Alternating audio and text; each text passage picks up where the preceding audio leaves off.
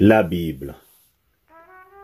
La Bible est un livre qui est composé de deux grandes parties, l'Ancien Testament et le Nouveau Testament. L'Ancien Testament contient 39 livres et le Nouveau Testament 27. Les livres de l'Ancien Testament sont la Genèse, l'Exode, Lévitique, Nombre, Deutéronome, Josué, Juge, Ruth, 1 Samuel, 2 Samuel, 1 Roi, 2 Rois, 1 Chronique, 2 Chroniques, Esdras, Néhémie, Esther, Job, Psaume, Proverbe, Ecclésiaste, Cantique des Cantiques, Ésaïe, Jérémie, Lamentation de Jérémie, Ézéchiel, Daniel, Osée, Joël, Amos, Abdias, Jonas, Michée, Nahum, Habakkuk, Sophonie, Agé, Zacharie et Malachie. Le Nouveau Testament est composé des livres Matthieu, Marc, Luc, Jean, le livre des Actes des Apôtres, Romains, 1 Corinthiens, 2 Corinthiens, Galates, Éphésiens, Philippiens, Colossiens, 1 Thessaloniciens, 2 Thessaloniciens, 1 Timothée, 2 Timothée, Tite, Philémon, Hébreux, Jacques, 1 Pierre, 2 Pierre, 1 Jean, 2 Jean, 3 Jean, Jude et Apocalypse. Les articles du contenu de la Bible. Les articles du contenu de la Bible sont la création, l'appel d'Abraham, l'alliance de Dieu avec Abraham, Isaac et Jacob, la providence de Dieu, la Pâque, la loi de l'Ancien Testament, le jour des expiations, la crainte de l'Éternel, l'alliance de Dieu avec les Israélites, la destruction des Cananéens, les anges et l'ange de l'Éternel, la nature de l'idolâtrie, l'alliance de Dieu avec David, la prière efficace, Christ dans l'Ancien Testament, la ville de Jérusalem, le temple, l'adoration, la souffrance du juste, la mort, la louange, l'espérance biblique, les attributs de Dieu, le cœur, la nature humaine, le prophète dans l'Ancien Testament, la volonté de Dieu, la parole de Dieu, la paix de Dieu, la gloire de Dieu, l'intercession, l'esprit dans l'Ancien Testament, la solitude à l'égard des pauvres et des indigents, les dîmes et les offrandes, la guérison divine, le royaume de Dieu, l'Église, la grande tribulation, puissance sur Satan et les démons, les faux prophètes, les signes des croyants, Jésus et le Saint-Esprit, richesse et pauvreté, la régénération des disciples, le baptême dans le Saint-Esprit, le parler en langue, la doctrine du Saint-Esprit, comment discerner le véritable baptême dans le Saint-Esprit, les évêques et leurs fonctions, la terminologie biblique concernant le salut, la foi et la grâce, Israël dans le plan du salut de Dieu, 3 sortes de gens, les dons spirituels pour les croyants, la résurrection des corps, le jugement des croyants, la séparation spirituelle des croyants, les œuvres de la chair et le fruit de l'esprit, élection et prédestination, les ministères dons de l'Église, parents et enfants, l'enlèvement, l'âge de l'Antéchrist, les qualifications morales des évêques, la formation biblique des chrétiens, l'inspiration et l'autorité des Écritures, l'apostasie personnelle, l'ancienne et la nouvelle alliance, les normes de la moralité sexuelle, la sanctification, les chrétiens et leurs relations avec le monde, l'assurance du salut et le message de Christ aux 7 églises. Le plan du salut. Le plan du salut comporte 3 grands points. Le premier point, vous devez admettre devant Dieu que vous êtes un pécheur. Car tous ont péché et sont privés de la gloire de Dieu. Romains chapitre 3, verset 23. Deuxième point du plan du salut. Vous devez croire que Jésus-Christ est le sauveur du monde. Car Dieu a tant aimé le monde qu'il a donné son Fils unique afin que quiconque croit en lui ne périsse point, mais qu'il ait la vie éternelle.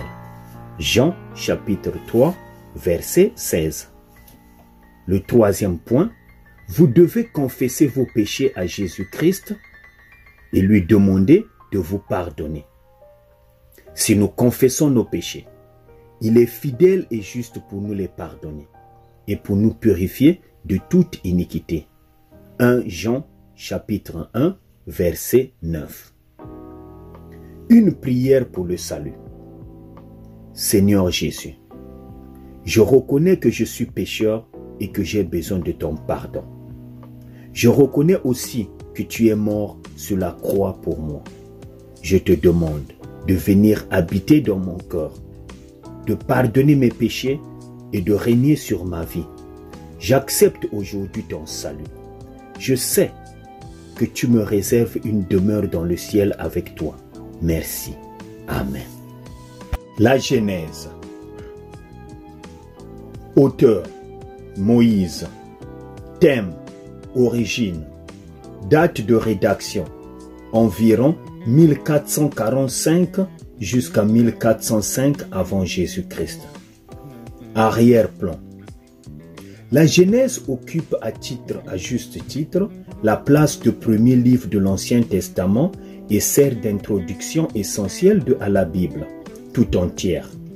Le titre du livre en hébreu dérive du premier mot du livre, Bereshit, qui veut dire au commencement.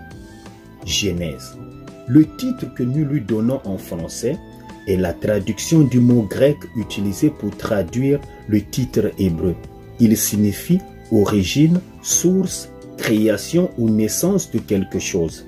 La Genèse est donc le livre des origines. L'auteur de la Genèse n'est mentionné nulle part dans le livre lui-même.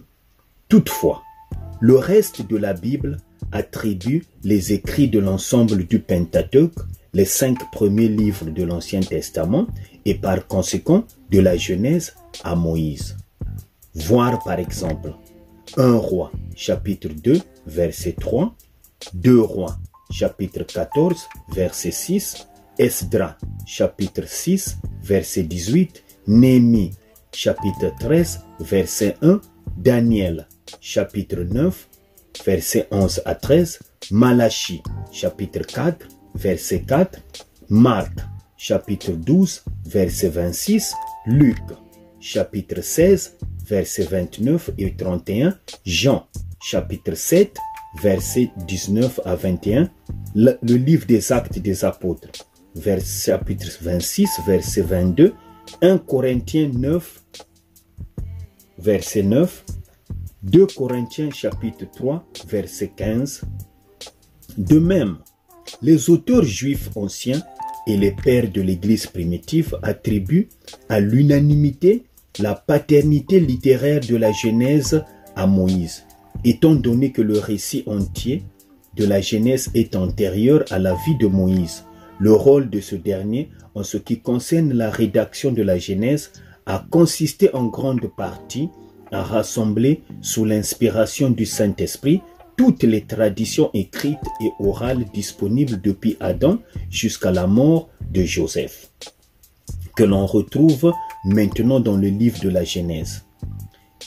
L'itération de la phrase « Voici la postérité de » hébreu « Ele Toledot » qui pourrait d'ailleurs être traduite par « Voici les histoires selon » donne peut-être une indication sur les récits historiques dont Moïse s'est servi pour rédiger la Genèse. La Genèse retrace de façon exacte la fondation du monde, les débuts de l'histoire de l'homme et l'origine du peuple hébreu, ainsi que l'alliance de Dieu avec ce dernier au travers d'Abraham et des autres patriarches. Dans le Nouveau Testament, le Seigneur Jésus et les apôtres se portent garant de la crédibilité sur le plan historique. Son historicité ne cesse d'être confirmée par les découvertes archéologiques modernes. Dieu et l'éducation que Moïse a reçue ont remarquablement bien préparé ce dernier à rédiger ce premier livre unique de la Bible.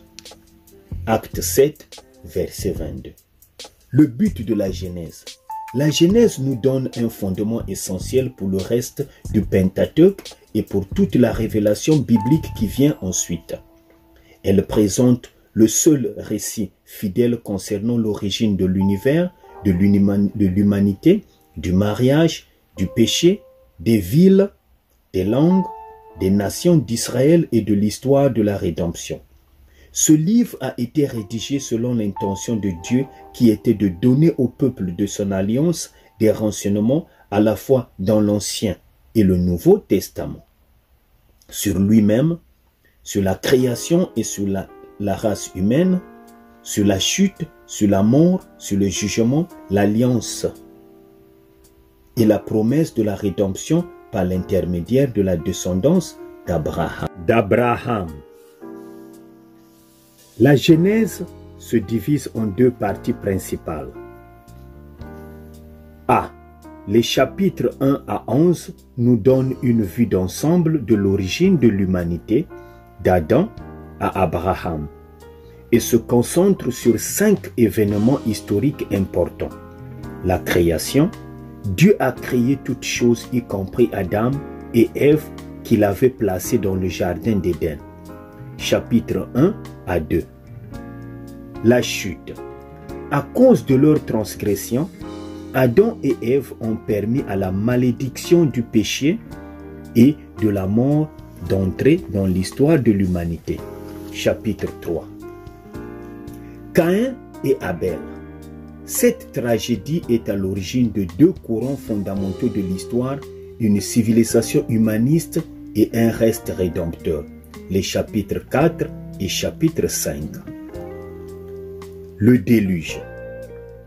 À l'époque de Noé, le monde avait atteint un tel degré de déchéance que Dieu l'a anéanti en envoyant un déluge. Seul Noé, qui était juste, et sa famille y ont échappé. Les chapitres 6 à 10. La tour de Babel. Lorsque le monde post-diluvien a cherché à s'unifier au travers de l'idolâtrie et de la rébellion, Dieu l'a dispersé en confondant les langues et les cultures et en disséminant les hommes sur toute la terre, la surface de la terre. Chapitre 11. Deuxième partie de la Genèse. Ce sont les chapitres 12 à 50. Retrace l'origine du peuple hébreu et se concentre sur le dessein rédempteur de Dieu à travers la vie des 4 grands patriarches d'Israël, Abraham, Isaac, Jacob et Joseph. L'appel divin d'Abraham, chapitre 12, et l'alliance que Dieu a contractée avec lui et ses descendants constituent l'origine essentielle de l'accomplissement du plan de Dieu en ce qui concerne la venue du Rédempteur et l'œuvre de rédemption de l'homme dans l'histoire. La Genèse se termine avec la mort de Joseph. Nous avons également l'annonce de l'esclavage imminent du peuple d'Israël en Égypte. Caractéristiques particulières. 7 éléments principaux caractérisent le livre de la Genèse. 1. C'est le livre de la Bible qui a été écrit en premier, à l'exception peut-être du livre de Job. Il retrace les débuts de l'histoire de l'humanité, du péché, du peuple hébreu et de la rédemption. 2. L'histoire décrite dans la Genèse s'étend sur un laps de temps plus important que tout le reste de la Bible. Elle commence avec le premier couple humain, puis s'élargit avec l'histoire du monde antédiluvien, pour ensuite se concentrer sur l'histoire du peuple hébreu, fil rédempteur que l'on retrouve à travers le reste de l'Ancien Testament. 3. La Genèse révèle que l'univers physique et la vie sur terre sont manifestement l'œuvre de Dieu et non le résultat d'un processus naturel indépendant. À 50 reprises dans les chapitres 1 et 2, Dieu est le sujet de verbes qui décrivent son œuvre et le présentent en tant que créateur. 4. La Genèse est le livre des premiers. Elle parle du premier mariage, de la première famille, de la première naissance, du premier péché, du premier meurtre, du premier polygame, des premiers instruments de musique, de la première promesse de rédemption et d'autres choses encore. 5.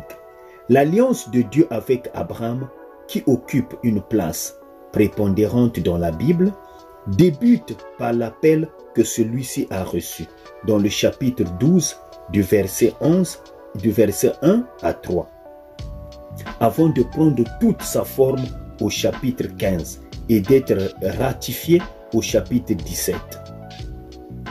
6. Seule la Genèse explique l'origine des 12 tribus d'Israël. 7. Elle révèle comment les descendants d'Abraham se sont retrouvés en Égypte pendant 430 ans, préparant ainsi la scène pour l'Exode, qui constitue l'événement rédempteur central de l'Ancien Testament. Accomplissement néo-testamentaire. La Genèse révèle l'histoire prophétique de la rédemption et du Rédempteur. Ce dernier serait issu de la postérité de la femme, chapitre 3, verset 15, et appartiendrait à la lignée de Seth, chapitre 4, versets 25 à 26, et à celle de Sem, chapitre 9, versets 26 à 27, puis à la descendance d'Abraham, chapitre 12, verset 3. Le Nouveau Testament associe Genèse 12, verset 3, à l'accomplissement de la promesse divine de rédemption en Jésus-Christ. Galates 3, verset 16 et verset 29. Plusieurs personnes et événements génésiaques sont mentionnés dans le Nouveau Testament et ont un rapport étroit avec la foi et la justice. Par exemple, Romains 4, Hébreux 11, versets 1 à 22. Le jugement de Dieu, par exemple, Luc 17, versets 26 à 29 et verset 32. 2 Pierre, chapitre 3, verset 6. Jude, chapitre 1, verset 7. Et Christ, par exemple, Matthieu, chapitre 1, verset 1, Jean, chapitre 8, verset 58, Hébreux, chapitre 7. Pour pouvoir lire l'Ancien Testament en entier en un an, le livre de la Genèse doit être lu en 21 jours.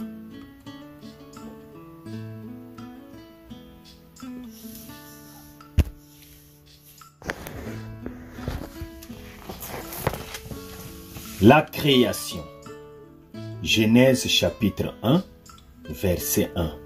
Au commencement, Dieu créa les cieux et la terre.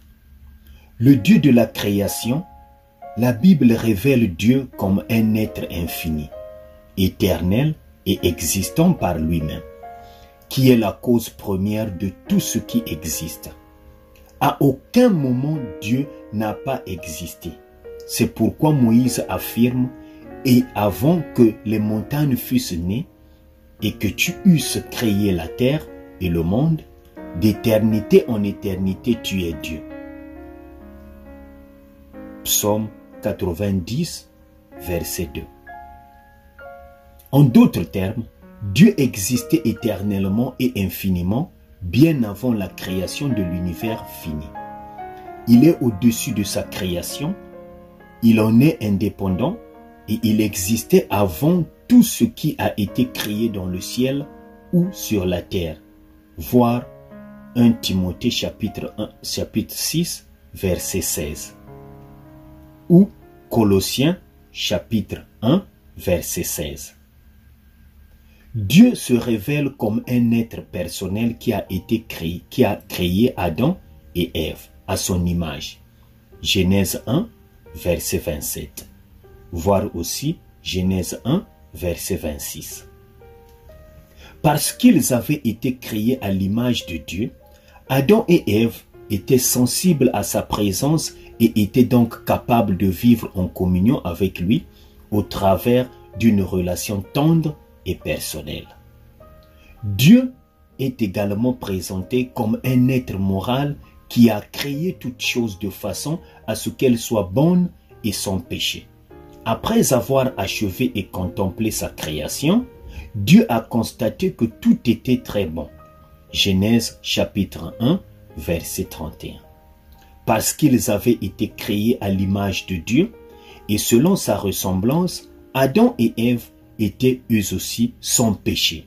Voir Genèse chapitre 1, verset 26.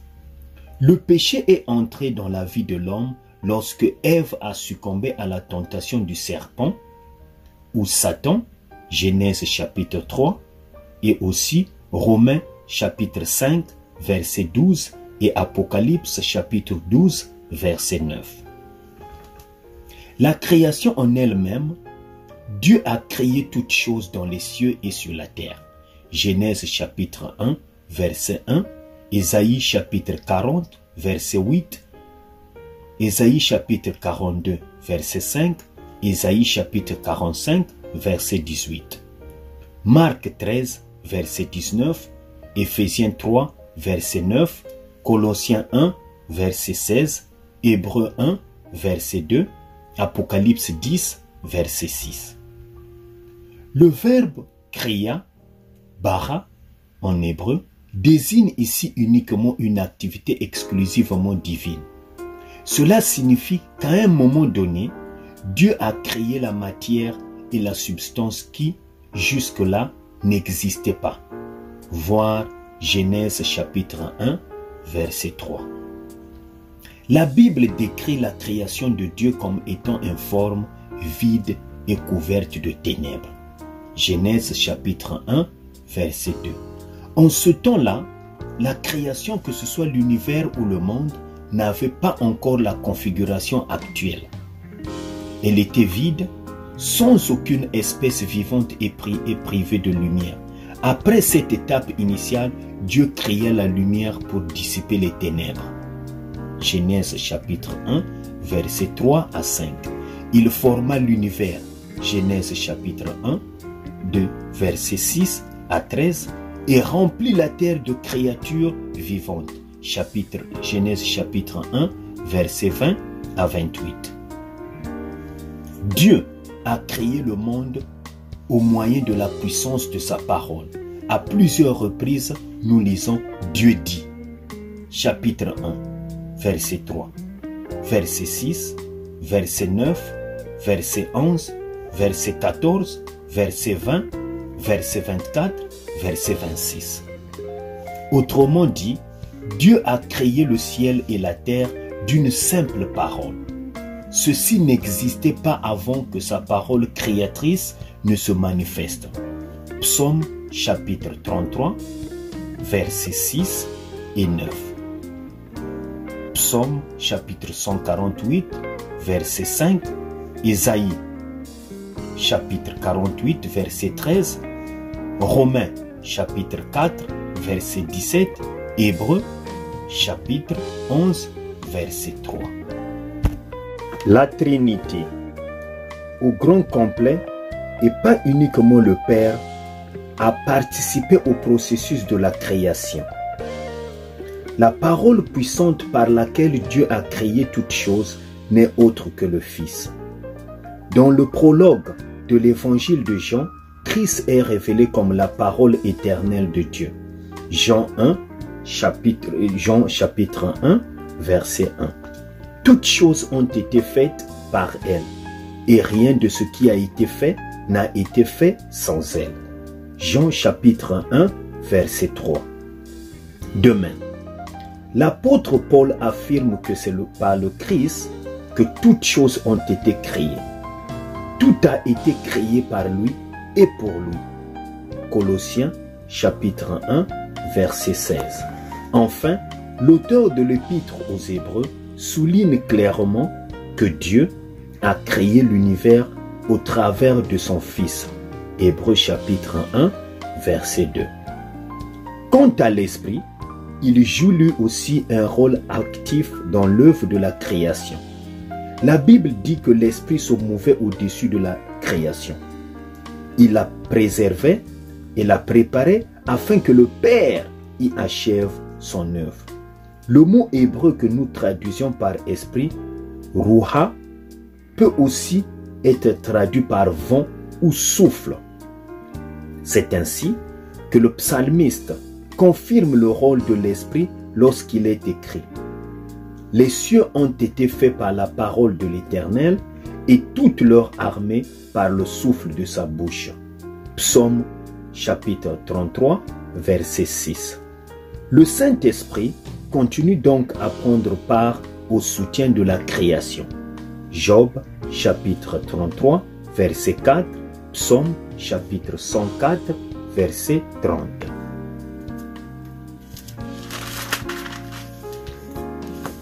L'intention et l'objectif de la création. Dieu voulait créer le monde, et c'est pour des raisons bien précises. Dieu a créé le ciel et la terre pour manifester sa gloire, sa majesté et sa puissance. David a écrit « Les cieux racontent la gloire de Dieu et l'étendue manifeste l'œuvre de ses mains. » Psaume chapitre 19, verset 2 et aussi Psaume chapitre 8, verset 2. Lorsque nous contemplons l'ensemble de la création depuis l'immense étendue de l'univers jusqu'à la beauté et l'ordre de la nature, nous ne pouvons que nous émerveiller devant la majesté de l'Éternel Dieu notre Créateur. Dieu a créé le ciel et la terre de façon à ce qu'à lui revienne toute la gloire et l'honneur. Les éléments de la nature, le soleil et la lune, les arbres de la forêt, la pluie et la neige, les fleuves et les ruisseaux, les montagnes et les collines, les animaux et les oiseaux, exaltent tous le Dieu qui les a créés. Psaume 98, versets 7 à 8. Psaume 148, versets 1 à 10 et Ésaïe, chapitre 55, verset 12. À combien plus forte raison Dieu ne désire-t-il pas et ne s'attend-il pas à recevoir la gloire et louange des hommes? Dieu a créé la terre afin de disposer d'un lieu où son intention et ses objectifs pourraient s'accomplir. Dieu a créé Adam et Ève à son image afin de pouvoir jouir avec eux d'une relation tendre et personnelle à tout jamais. Dieu a formé les êtres humains avec une triple nature, corps, âme et esprit. Il leur a donc donné une intelligence, des émotions et une volonté propre qui leur permettent de communiquer librement avec Dieu, de l'adorer et de le servir par la foi avec loyauté et reconnaissance. Dieu désirait tellement cette relation intime avec la race humaine que lorsque Satan a réussi à faire succomber Adam et Ève à la tentation et à les faire se rebeller contre Dieu et à désobéir à ses commandements, il a promis de leur envoyer un sauveur qui rachèterait l'humanité des conséquences du péché. Voir Genèse chapitre 3, verset 15. Ainsi Dieu allait mettre à part un peuple qui les appartiendrait, qui se réjouirait en lui, le glorifierait et vivrait devant lui dans la droiture et la sainteté. Ésaïe 60, verset 21, Ésaïe 61, verset 1 à 3, Éphésiens 1, verset 11 à 12, 1 Pierre 2, verset 9. L'apogée de l'intention divine lors de la création nous est rapporté dans le livre de l'Apocalypse, où Jean décrit la fin de l'histoire en ces termes. Il habitera avec eux et ils seront son peuple. et Dieu lui-même sera avec eux. Apocalypse chapitre 21, verset 3. Création et évolution. La théorie de l'évolution est la conception prédominante concernant l'origine de la vie et de l'univers au sein de la communauté scientifique contemporaine. Les croyants qui s'appuient sur la Bible doivent considérer attentivement les 4 observations suivantes à propos de l'évolution. Par le biais de la théorie de l'évolution, les adeptes du naturalisme tentent de donner une explication à l'origine et au développement de l'univers. Cette conception part de l'hypothèse qu'il n'existe aucun être créateur, divin et personnel capable d'avoir créé et façonné le monde. Au contraire, elle affirme que le monde s'est formé grâce à un concours de circonstances qui se sont accumulées les unes après les autres sur plusieurs milliards d'années. Les partisans de la théorie de l'évolution affirment détenir les preuves scientifiques qui servent à confirmer leur hypothèse. L'évolutionnisme n'est pas de nature véritablement scientifique. D'après la méthode scientifique, toute conclusion doit être fondée sur des preuves irréfutables qui proviennent d'expériences pouvant être reproduites dans n'importe quel laboratoire. Cependant, aucune expérience n'a pu et ne peut être faite pour tester et confirmer des théories concernant l'origine de l'univers qui s'appuient sur un soi-disant Big Bang ou sur le développement progressif des êtres humains depuis leur forme la plus simple à leur forme la plus complexe. Par conséquent, l'évolution n'est qu'une hypothèse dénuée de toute preuve scientifique. Pour pouvoir l'accepter, il faut donc se fier à une théorie purement humaine. Par opposition, le peuple de Dieu, quant à lui, se fie au Seigneur et à sa révélation inspirée qui stipule qu'il a créé toutes choses à partir de rien. Hébreux 11, verset 3. Nous ne pouvons contester le fait que certaines espèces d'êtres vivants ont connu des changements et se sont développées. Par exemple, certaines variétés d'espèces ont tout simplement disparu. D'un autre côté, nous assistons occasionnellement à la formation de nouvelles souches au sein même d'une espèce déjà existante. Mais il n'existe aucune preuve, pas même une preuve géologique, capable de supporter la théorie selon laquelle une espèce d'être vivant aurait évolué un beau jour à partir d'une autre. En revanche, nous avons des preuves qui corroborent la déclaration de la Bible qui affirme que Dieu a créé chaque être vivant selon son espèce. Genèse chapitre 1, verset 21 et versets 24 à 25. Les croyants qui s'appuient sur la Bible doivent également rejeter la théorie de l'évolution théiste.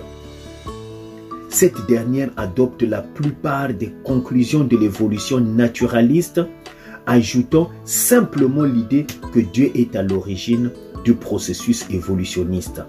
Cette théorie nie la révélation biblique qui attribue à Dieu un rôle actif dans tous les aspects de la création. Lorsque, par exemple, nous examinons Genèse chapitre 1, nous remarquons que les verbes les plus importants ont Dieu pour sujet, à l'exception de Genèse chapitre 1, verset 12, qui fait référence à l'accomplissement de l'ordre que Dieu donne au verset 11, et de l'expression « il y eut un soir et il y eut un matin » qui revient à plusieurs reprises. Dieu n'apparaît donc pas ici comme une personne qui dirige le processus de l'évolution, sans pour autant y prendre part, mais comme le créateur actif de toutes choses. Colossiens chapitre 1, verset 16. Création en 6 jours. Premier jour, la lumière. Deuxième jour, l'étendue. Troisième jour, la partie sèche de la terre. Quatrième jour, les luminaires. Cinquième jour, les poissons et les oiseaux. Sixième jour, les animaux et les êtres humains. Et le septième jour, Dieu se reposa. Amen.